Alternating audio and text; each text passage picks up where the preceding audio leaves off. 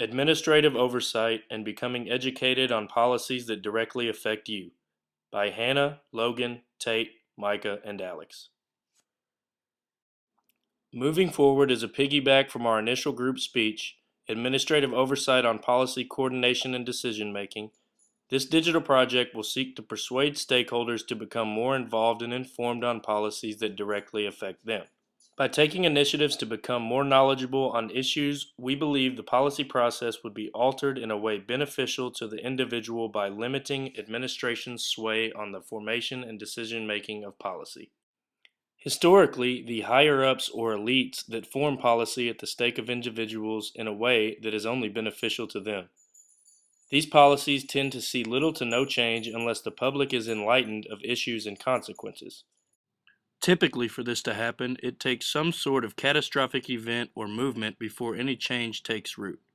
Referring to their initial speeches, Logan and Alex will speak on recent events that have been brought to light, ultimately bringing desired policy changes in administration policy. Administrative oversight is a national issue that is negatively affecting all collegiate athletes. Within this issue, the NCAA acts as a bully towards student athletes by restricting them from receiving monetary benefits.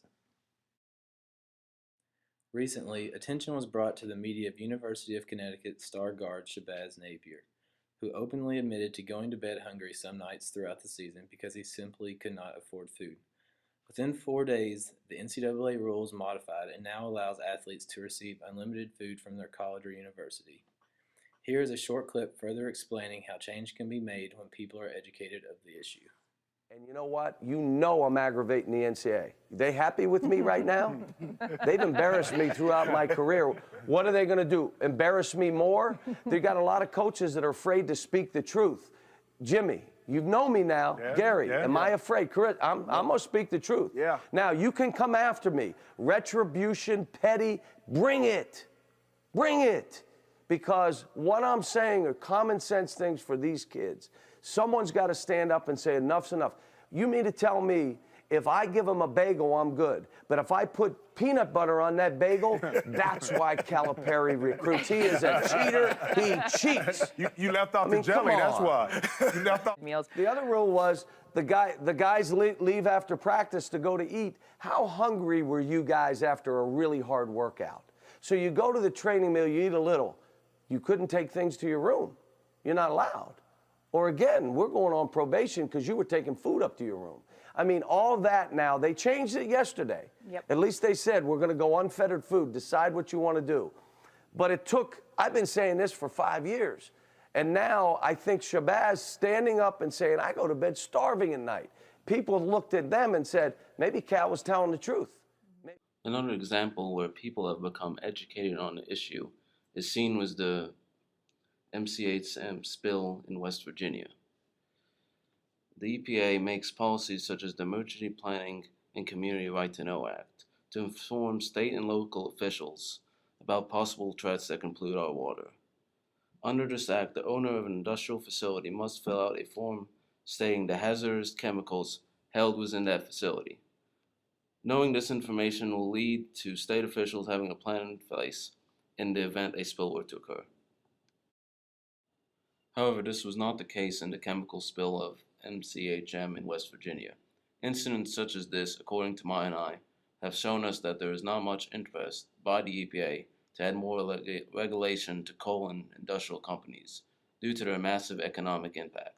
This is because the public as well as state officials were unaware of that chemical's presence within that facility prior to the spill. Thus, there was no plan in place when the spill occurred and it ended up affecting around 300,000 people in the area.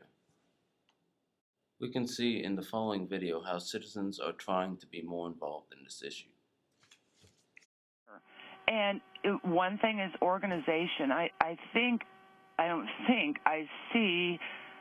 communities just feel helpless. They don't know how to get through to their local legislators. If they do, they get passed from one person to another. They can't get through. When there's a crisis, we all know it's very difficult to get through. You can wait and wait and wait, and they just feel like there's nothing they can do. But we have observed in this new world of social technology, they're actually quite savvy on how they're going to exchange information, where they're going to learn information.